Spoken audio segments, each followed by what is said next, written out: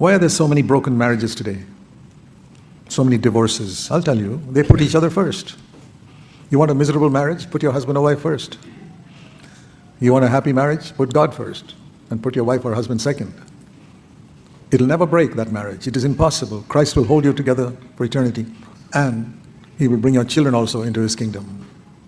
He brought my children into His kingdom. This is the secret. Do you think the devil wants you to know that? No.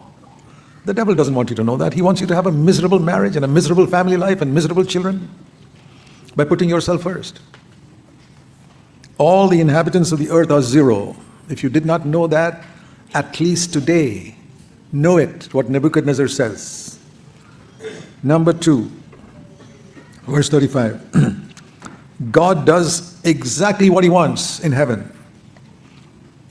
He does His will in heaven, and He does His will among all the inhabitants of the earth. You know, there are many people who can affect our lives, but God is the one who determines. He does His will among all the 7 billion people on this earth. And no one can, it says here further, no one can stop His hand. He does according to His will among all the inhabitants of the earth, and no one can stop Him saying, "What have you done?"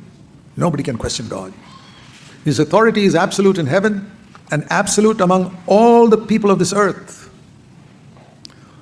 That's why if you're a child of God who puts Christ in front of you, let me tell you what the Bible says in Romans 8:28. Every single thing that happens in your life will work for your good. Is there anybody who can promise you that?